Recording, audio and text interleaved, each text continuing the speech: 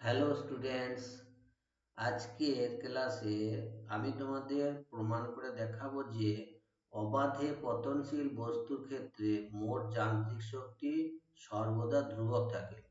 মোট যান্ত্রিক শক্তি বলতে স্থিতিশক্তি এবং গতিশক্তির যোগফল।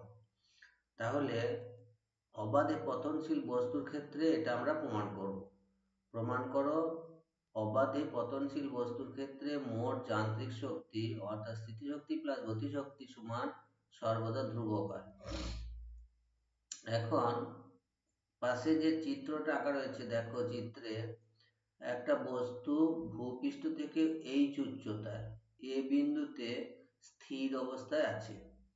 বস্তুটিকে অবাধে পড়তে দেওয়া হলো। বস্তুটি এ বিন্দু থেকে বি বিন্দুতে গেল এক্স দূরত্ব অতিক্রম করে, তারপর আরো কিছুটা দূরত্ব অতিক্রম করে ভূপৃষ্ঠের জাস্ট উপরে, ভূপৃষ্ঠের ঠিক উপরে সি বিন্দুতে গেল। তাহলে এখন আমরা যদি প্রমাণ করি যে এ বিন্দুতে মোট যান্ত্রিক শক্তি যা, বি বিন্দুতেও মোট যান্ত্রিক শক্তি তাই, এবং সি বিন্দুতেও মোট যান্ত্রিক শক্তি সেটাই, তাহলে প্রমাণিত হবে যে পতনশীল বস্তুর ক্ষেত্রে মোট যান্ত্রিক শক্তি সবসময় ধ্রুবক থাকে। তাহলে আমরা এ বিন্দুতে মোট কত যান্ত্রিক শক্তি হচ্ছে দেখি। এ বিন্দুতে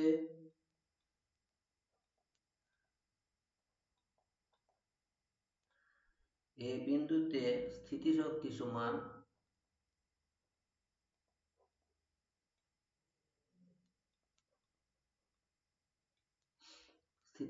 সমান হচ্ছে, সূত্র আছে m into G into H, M G H স্থিতিশক্তি।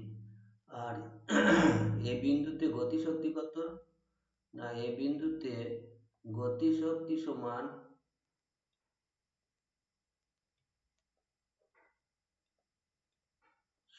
শূন্য। কেন শূন্য না, কারণ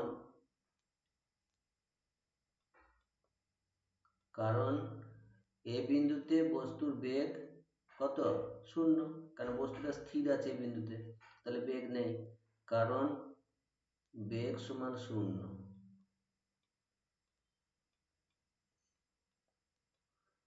তাহলে বেগ শূন্য হওয়ার জন্য গতিশক্তি শূন্য, কারণ গতিশক্তি সমান হাফ এম ভি স্কোয়ার, তাহলে 1/2 এম ইন্টু জিরো স্কোয়ার মানে জিরোই হচ্ছে, তার জন্য গতিশক্তি হলো শূন্য। তাহলে এই বিন্দুতে মোট যান্ত্রিক শক্তি কত হচ্ছে না, স্থিতিশক্তি প্লাস গতিশক্তি দুটো যোগ করলে কত হবে, M G H plus zero সমান এম জি এইচ। তাহলে এই বিন্দুতে মোট যান্ত্রিক শক্তি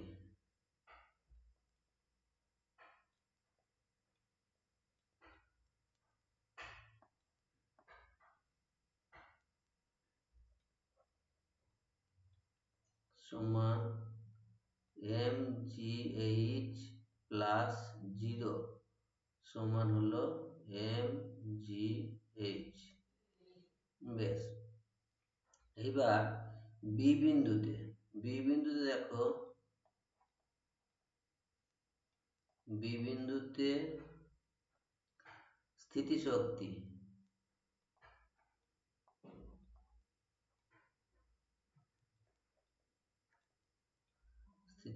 সমান হচ্ছে M G H minus X. কারণ বি বিন্দুটা ভূপৃষ্ঠ থেকে কত উচ্চতা রয়েছে, এইচ মাইনাস এক্স উচ্চতা।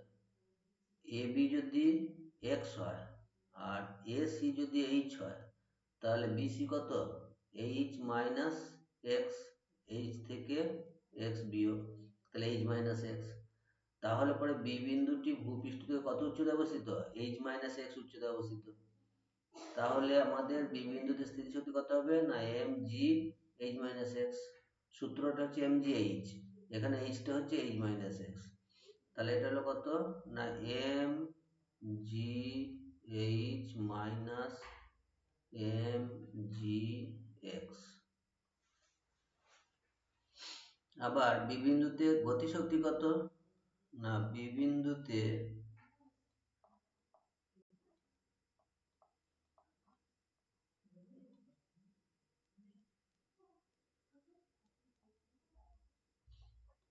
গতিশক্তি সমান হাফ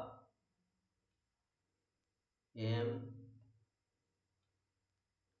v1 এর স্কয়ার। v1টা কি না, v1 হলো বি বিন্দুতে ওই পতনশীল বস্তুর বেগ, যেখানে, তাহলে লিখে দিই আমরা, যেখানে v1 সমান বি বিন্দুতে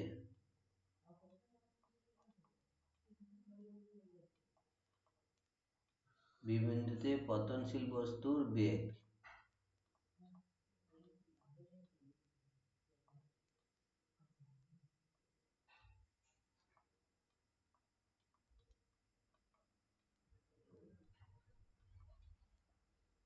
পতনশীল বস্তুর বেগ।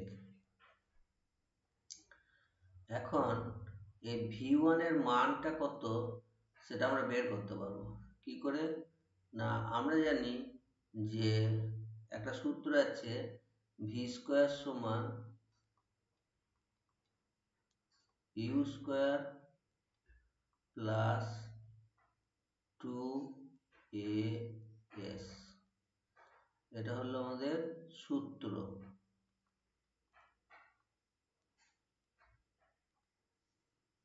তাহলে আমাদের এক্ষেত্রে আমরা লিখতে পারি যে v1 স্কয়ার সমান, এখানে আমরা ভিটাকে ধরেছি v1, তাহলে v1 স্কয়ার সমান ইউ স্কয়ার, ইউটা প্রাথমিক বেগ, এখানে প্রাথমিক বেগ কত, প্রথমে বস্তুটা স্থির ছিল, তার বেগ ছিল 0, তাই জন্য প্রাথমিক বেগটা হচ্ছে 0, তাহলে আমরা এখানে 0 লিখলাম ইউ স্কয়ার জায়গায়, প্লাস 2a, এটা হচ্ছে এখানে অভিকর্ষ ত্বরণ, যেহেতু উপর থেকে নিচে পড়ছে, তাহলে এটা হচ্ছে অভিকর্ষ ত্বরণ, সেটাকে আমরা জি দিয়ে প্রকাশ করি, 2g। এসটা কত না, এসটা দেখো এই যে x দূরত্ব অতিক্রম করেছে, এখানে দূরত্বটা হচ্ছে x, তাহলে লিখলাম s এর জায়গাতে লিখলাম x, বা v1 স্কয়ার সমান 2gx। তাহলে বি বিন্দুতে মোট শক্তি কত হবে, বি বিন্দুতে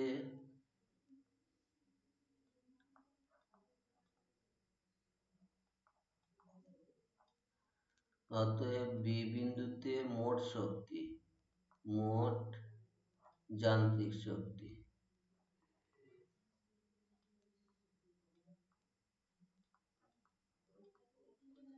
যান্ত্রিক শক্তি সমান এই স্থিতিশক্তি প্লাস গতিশক্তি, স্থিতিশক্তি কত না M G H minus M G X plus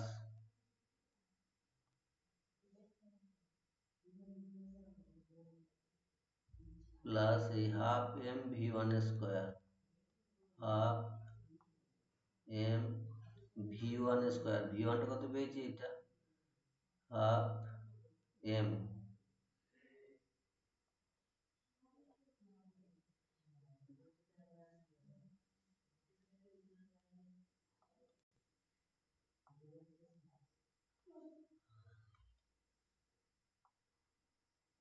half M V one square, V one square কত পেয়েছি 2gx, এখানে বসালাম 2gx, তাহলে এখানে দেখো 2 ক্যান্সেল হয়ে গেল, তাহলে এটা কত হচ্ছে mgx, এখানে আছে মাইনাস mgx, তাহলে মাইনাস mgx বাদ চলে গেল, তাহলে পরে তাহলে কত mgh সমান mgh। তাহলে বি বিন্দুতে মোট যান্ত্রিক শক্তি mgh, আর এ বিন্দুতে মোট যান্ত্রিক শক্তি কত ছিল mgh। আচ্ছা, এবার সি বিন্দুতে মোট যান্ত্রিক শক্তি কত আমরা বের করি।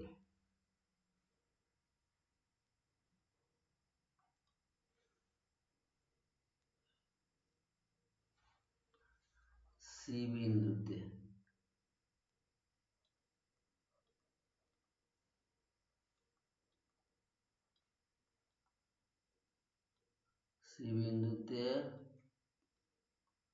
স্থিতিশক্তি কত?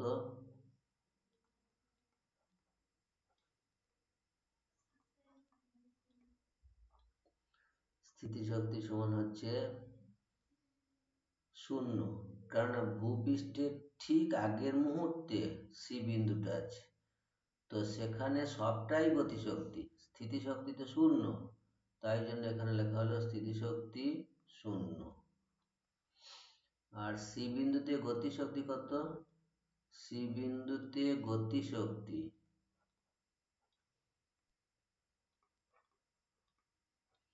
গতিশক্তি সমান হাফ এম v2 স্কয়ার। ধরলাম বস্তুটা বি বিন্দুতে থেকে যখন সি বিন্দুতে পৌঁছালো তখন তার বেগ বেড়ে v1 থেকে v2 হলো। প্রথমে শুরু করেছিল স্থির অবস্থা থেকে, প্রথমে বেগ ছিল 0, আর সি বিন্দুতে এসে বেগ হলো v2। এখন আমরা এই v2টাকেও ওই সূত্র দিয়ে বের করব। v2 এর মানটা কোন সূত্র? না, v² সমান u² প্লাস 2as। v² সমান u² প্লাস 2as।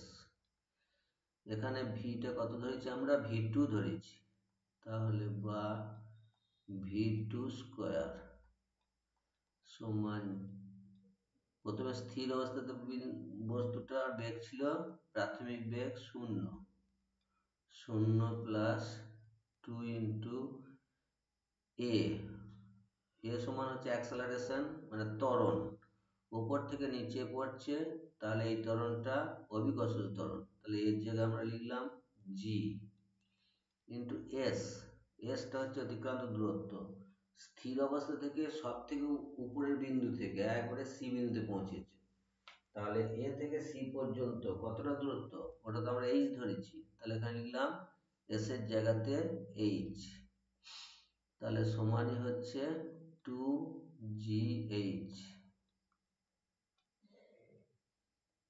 তাহলে এবার গতিশক্তি কত হলো সি বিন্দুতে? অতএব সি বিন্দুতে গতিশক্তি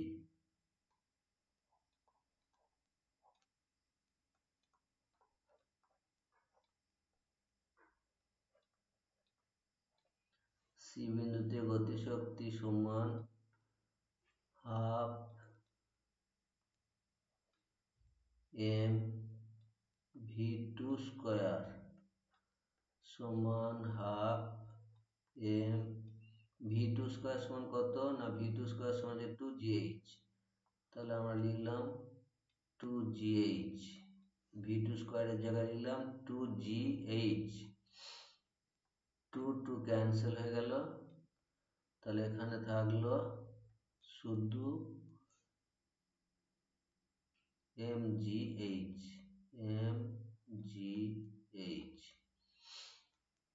তাহলে অতএব সি বিন্দুতে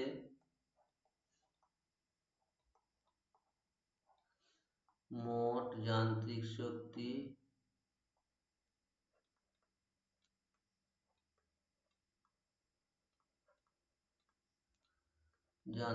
সমান এই স্থিতিশক্তি প্লাস গতিশক্তি। স্থিতিশক্তি কত? না 0 প্লাস গতিশক্তি কত? mgh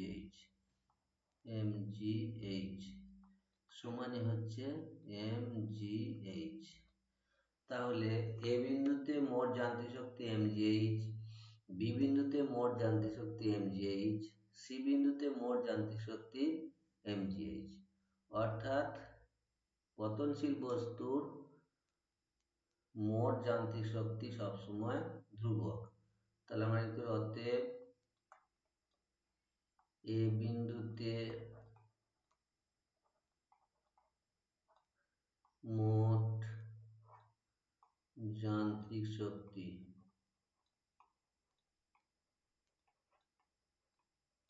সমান বি বিন্দুতে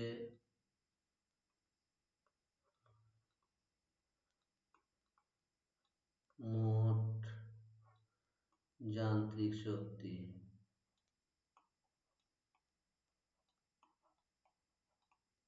সমান সি বিন্দু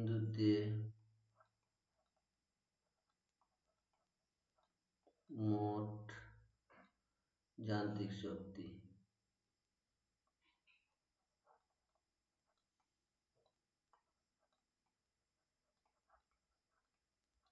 সমান বেরিয়েছে কত না এম জি এইচ।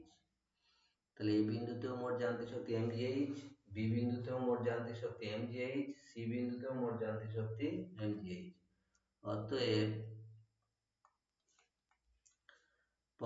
অবাধে পতনশীল বস্তুর ক্ষেত্রে মোট যান্ত্রিক শক্তি সর্বদা ধ্রুবক। অতএব অবাধে পতনশীল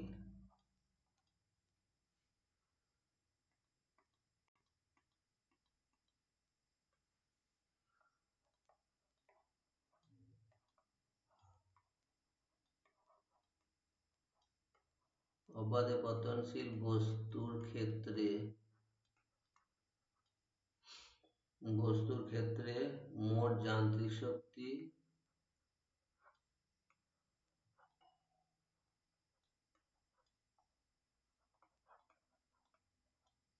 মোট যান্ত্রিক শক্তি সর্বদা ধ্রুবক।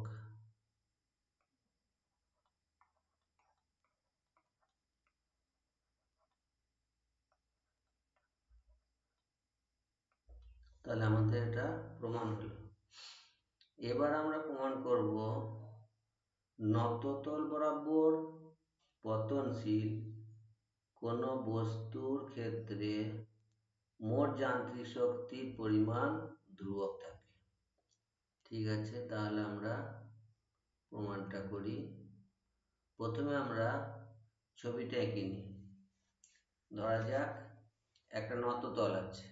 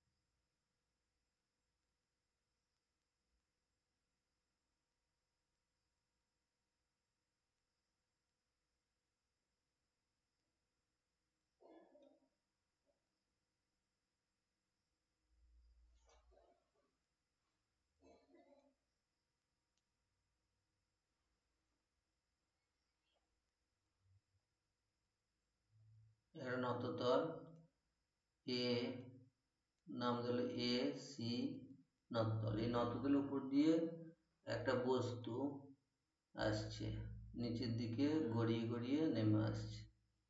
ভাবি যে বস্তুটা এই সর্বোচ্চ বিন্দু থেকে কিছুটা দূরত্ব অতিক্রম করে ধরো এই বিন্দুতে এলো, এই বিন্দুতে এলো।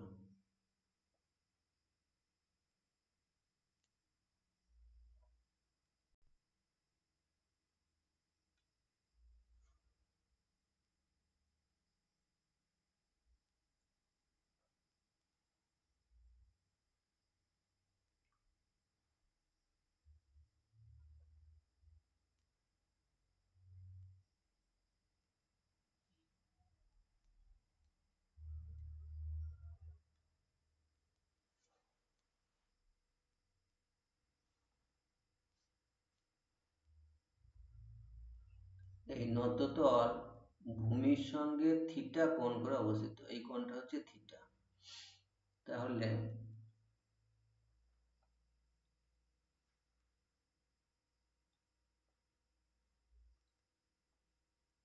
এই কোণটা হলো থিটা কোণ।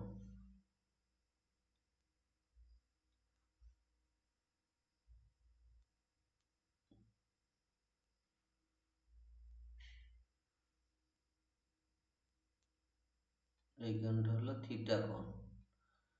এটা যদি থিটা কোণ হয় তাহলে এই কোণটাও দেখো থিটা হবে, এটাও থিটা কোণ।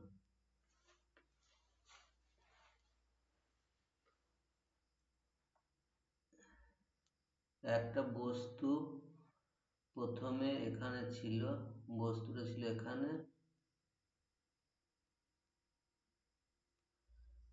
এ বিন্দুতে ছিল স্থির অবস্থায়, এ বিন্দু থেকে বি বিন্দুতে এলো, নত্যতল বরাবর এক্স দূরত্ব অতিক্রম করে এলো, আর এই বিন্দুটা হলো বি বিন্দু, এখান থেকে আবার সি বিন্দুতে এলো কিছুটা দূরত্ব অতিক্রম করে। সি বিন্দুটা হলো ঠিক ভূমির উপরে অবস্থিত নত্যতলের সর্বনিম্ন বিন্দু। এটা এখন দেখো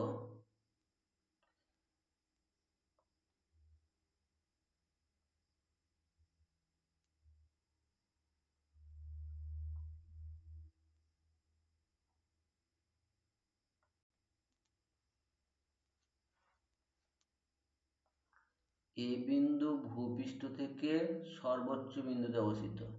ধরলাম ওই এ বিন্দুর উচ্চতা হচ্ছে এইচ, এ বিন্দুর উচ্চতা হচ্ছে এইচ। তাহলে এই বি বিন্দুর উচ্চতা কত হবে? এখান থেকে এটা হচ্ছে এইচ, তাহলে বি বিন্দুর উচ্চতা হবে এইচ থেকে এ এ এতটা অংশ বাদ। এগুলো একটা যদি নাম দেওয়া হয়, ধরো নাম দিলাম এ বি সি, এটা হচ্ছে ডি, এটা হচ্ছে ই, এটা হলো এফ, এফ বিন্দু, এই বিন্দুটা। তাহলে বিডি থেকে এই এই থেকে যদি আমরা এ এফ বিয়োগ করি তাহলে আমরা এই বিডিটা পাবো, এই উচ্চতাটা পাবো। তাহলে এ বিন্দুর উচ্চতা,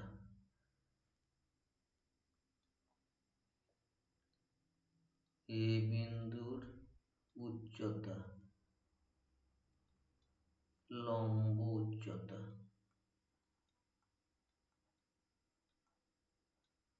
উচ্চতা সমান এইচ।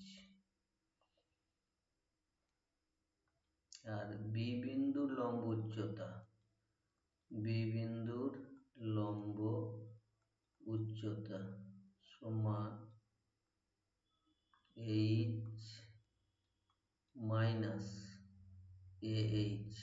এই গোটা এইচটা থেকে যদি এইচ বাদ দিই তাহলে আমরা ইএফ পাচ্ছি, ইএফ মানে হচ্ছে বিডি, অর্থাৎ বি বিন্দুর ভূপৃষ্ঠ থেকে লম্ব উচ্চতা H minus A F, A F.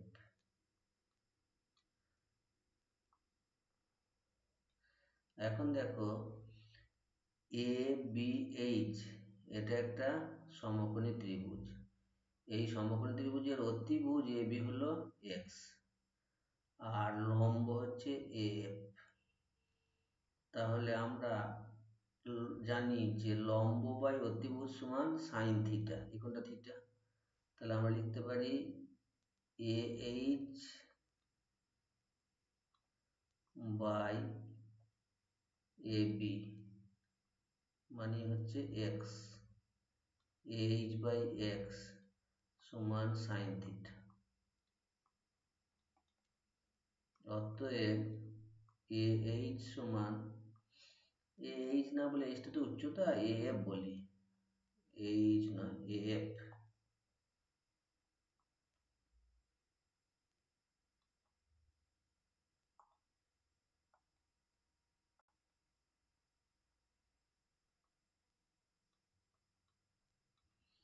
F, তাহলে এফ সমান হলো এক্স সাইন থিটা।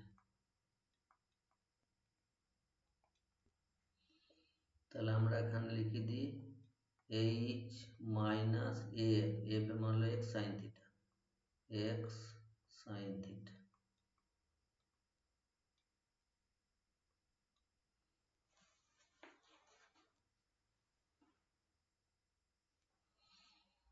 এবার দেখো এই যে বি বিন্দুতে যে অভিকর্ষজ ত্বরণটা ক্রিয়া করছে, সেই অভিকর্ষ ত্বরণ কিন্তু ভূপৃষ্ঠের সঙ্গে লম্বভাবে ক্রিয়া করে। তাহলে এই দিক বরাবর যে অভিকর্ষ ত্বরণ ক্রিয়া করছে সেটা হচ্ছে জি। এখন যদি এইভাবে একটা নততলের উপর আমরা লম্ব টানি, ধরো এরকম একটা এখান থেকে লম্ব টানছি,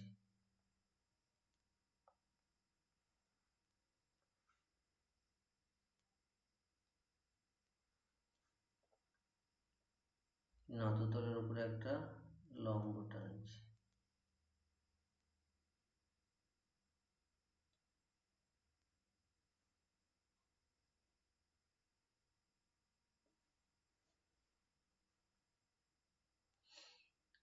তাহলে এই এই যে জিটা লম্বভাবে ক্রিয়া করছে, সেই জি এর দুটো উপাংশ থাকছে, একটা তল বরাবর, এই নত তল বরাবর একটা ক্রিয়া করছে, নত তল বরাবর একটা উপাংশ ক্রিয়া করছে, আর একটা ক্রিয়া করছে এই রেখা বরাবর। তো এই দিক বরাবর যেটা ক্রিয়া করবে, এখন দেখলে বুঝতে পারবে যে এই ত্রিভুজের এইটা যদি থিটা হয়, এটা 90 ডিগ্রি, তাহলে এই কোণটা 90 ডিগ্রি মাইনাস থিটা, তাহলে এই কোণটা কতটা হবে? এটা নিশ্চয়ই থিটা হবে, এই কোণটা তাহলে থিটা। এই কোণে যদি থিটা হয় তাহলে জি এর এই বরাবর উপাংশটা হবে জি কস থিটা,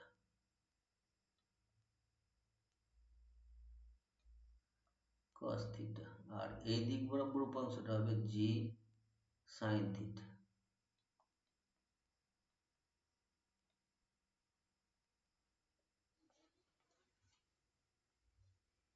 তাহলে এবার দেখো বস্তুটা যখন এ বিন্দুতে ছিল তখন তার মধ্যে সবটাই স্থিতিশক্তি, যখন বি বিন্দুতে এলো তখন এক্স দূরত্ব অতিক্রম করে এলো এবং জি সাইন থিটা ত্বরণ নিয়ে নামছে। তো আগের মতোই সে অবাধে পতনশীল লম্বভাবে বস্তুর ক্ষেত্রে যেমন বের করেছি, সেইভাবে বি বিন্দুতে তার বেগটা কতটা সেটা বের করে গতিশক্তি বের করতে হবে। তাহলে পরপর আমরা লিখি, এ বিন্দুতে মোট যান্ত্রিক শক্তি, এ বিন্দুতে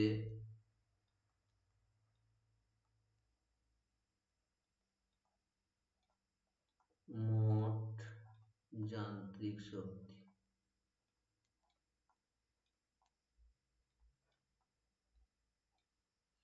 মোট যান্ত্রিক শক্তি সমান স্থিতিশক্তি কত, এখানে সবটাই স্থিতিশক্তি, যেহেতু বস্তুটা স্থির ছিল এই বিন্দুতে, তাহলে স্থিতিশক্তি হচ্ছে এম জি এইচ প্লাস গতিশক্তি কত, 0, কারণ এই বিন্দুতে বস্তু স্থির আছে, তার বেগ নেই, সেই জন্য তার মোট যান্ত্রিক শক্তি হলো এম জি এইচ। এই বিন্দুতে হলো। এবার বি বিন্দুতে, বি বিন্দুতে স্থিতিশক্তি,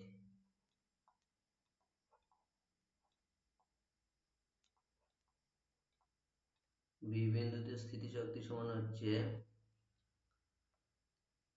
বি বিন্দুতে উচ্চতা কত হয়েছে, উচ্চতা হয়েছে H minus X sine theta, তাহলে এম জি এইচ, এইচ জায়গায় কি লিখবো না, H minus X sine theta, H minus X sine theta, এটা হলো গিয়ে স্থিতিশক্তি, অর্থাৎ এটা সমান M G H minus M G G X sine theta. আচ্ছা, বি বিন্দুতে গতিশক্তি কত? না, বি বিন্দুতে গতিশক্তি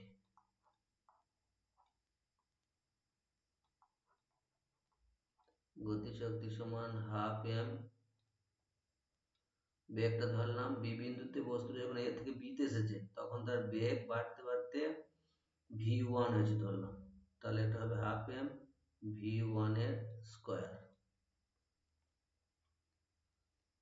এবার v1টাকে আমাদের বের করতে হবে সূত্র অনুসারে। সূত্রটা কি? না, সূত্রটা হলো ভি স্কোয়ার সমান ইউ স্কোয়ার প্লাস 2as। তাহলে এখানে ভিটা কি আমরা কি ধরেছি? v1, তাহলে এখানে v1 স্কোয়ার সমান 0 প্লাস 2a। এটা কত? না, এটা হচ্ছে অভিকর্ষজ ত্বরণের এই তল বরাবর উপাংশ। অভিকর্ষজ ত্বরণের তল বরাবর উপাংশ হচ্ছে G sine theta, 2g sine theta into S. এসটা হচ্ছে কি এখানে উচ্চতাটা, এই উচ্চতাটা কত? না,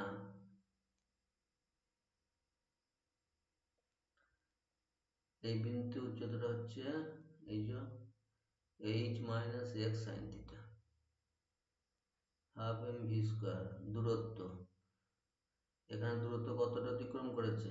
এই যে এইখান থেকে এতটা দূরত্ব অতিক্রম করেছে, তাহলে জিটা হলো গিয়ে জি সাইন থিটা আর দূরত্বটা হলো এক্স। এক্স দূরত্ব অতিক্রম করে বি বিন্দুতে এসেছে, তাহলে 2g sine theta into x.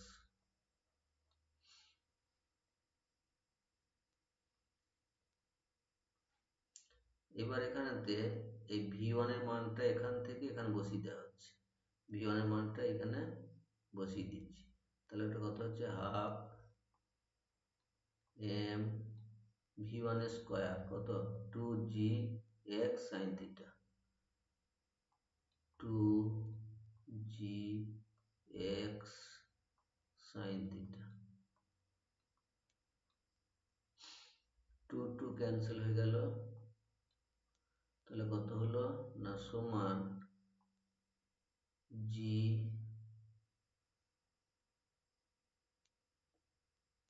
M G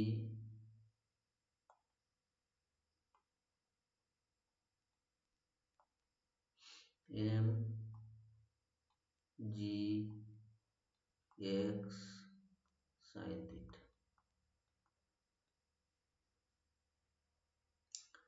তাহলে বি বিন্দুতে মোট যান্ত্রিক শক্তি কত হলো? না, অতএব বি বিন্দুতে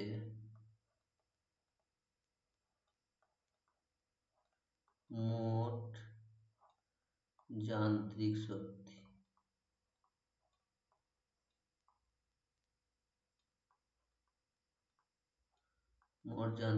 সমান এই স্থিতিশক্তি প্লাস গতিশক্তি। স্থিতিশক্তিটা কত? না, M G H minus M G X sine theta plus গতিশক্তিটা কত? এটা প্লাস গতিশক্তি অর্থাৎ M G X sine theta plus M G X sine theta.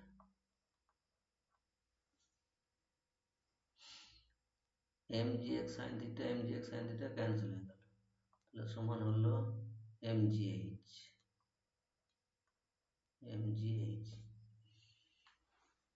B বিন্দুতে মোট যান্ত্রিক শক্তি পেলাম।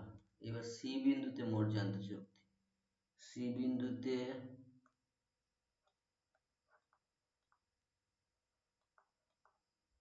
মোট যান্ত্রিক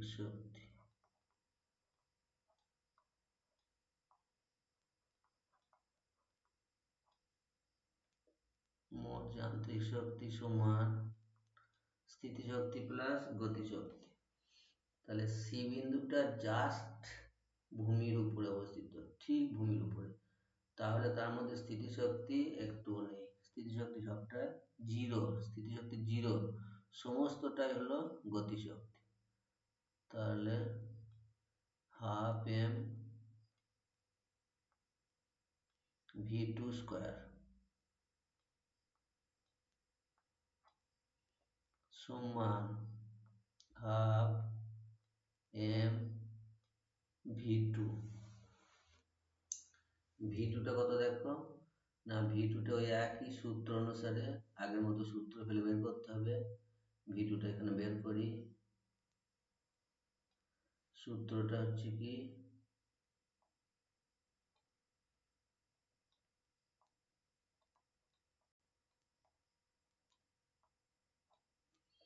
সূত্রটা হচ্ছে ভি স্কয়ার সমান ইউ স্কয়ার প্লাস 2as। এখানেতে আমরা ভিটাকে ধরেছি v2, তাহলে v2 স্কয়ার সমান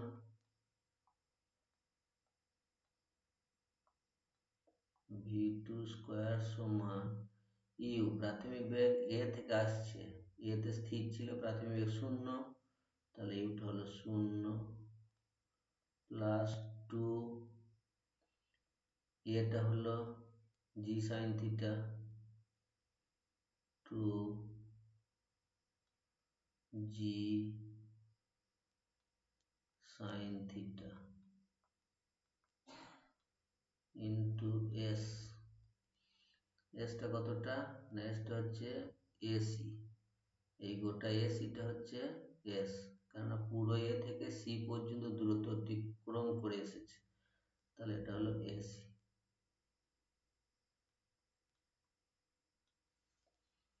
সমান 2 G sine theta into AC. এই ত্রিভুজটাতে দেখো এসিই ত্রিভুজ, এই ত্রিভুজটা সমকোণী ত্রিভুজ, এই সমকোণী ত্রিভুজের এইটা হচ্ছে লম্ব আর এসিটা হলো অতিভুজ। তাহলে এই মানে H by AC, H by AC সমান সাইন থিটা, কারণ লম্ব বাই অতিভুজ সমান সাইন থিটা, তাহলে এইচ বাই এসি সমান সাইন থিটা। তাহলে পরে এসি সমান কত, না এসি সমান হচ্ছে, তাহলে এসি সমান এইচ সাইন থিটা। তাহলে এখানে লিখে দিলে বুঝে যাবে, এখানে একটু লিখে দিই, এইখানে তো জাস্ট লিখে দিচ্ছি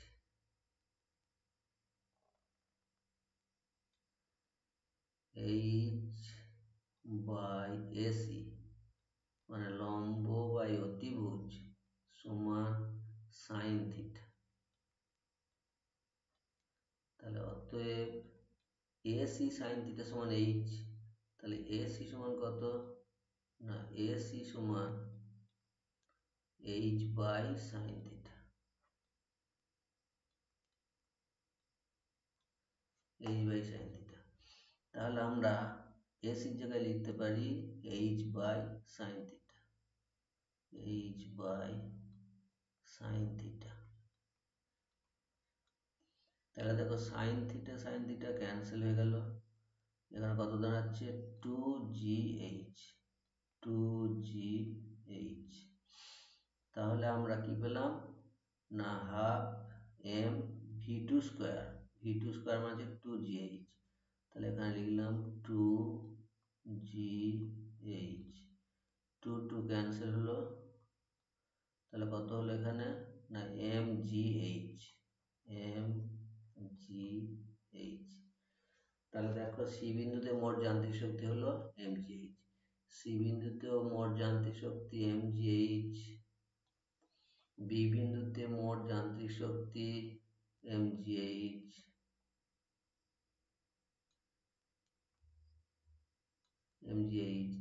এ বিন্দুতে মোট যান্ত্রিক শক্তি mgh।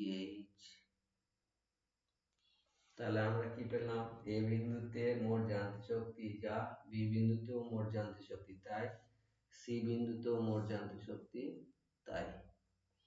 অর্থাৎ কোন নততল বরাবর বা নততল বেয়ে গতিশীল কোন বস্তুর সর্বদা যান্ত্রিক শক্তি, মোট যান্ত্রিক শক্তি একই থাকে বা ধ্রুবক থাকে। এখানে আমাদের প্রমাণ করে দেখানো হলো যে এই বিন্দুতে মোট যান্ত্রিক শক্তি mgh, বি বিন্দুতে মোট যান্ত্রিক শক্তি mgh, সি বিন্দুতে মোট যান্ত্রিক শক্তি mgh। অর্থাৎ প্রতিটা বিন্দুতেই ওই বস্তুর মোট যান্ত্রিক শক্তি mgh অর্থাৎ ধ্রুবক।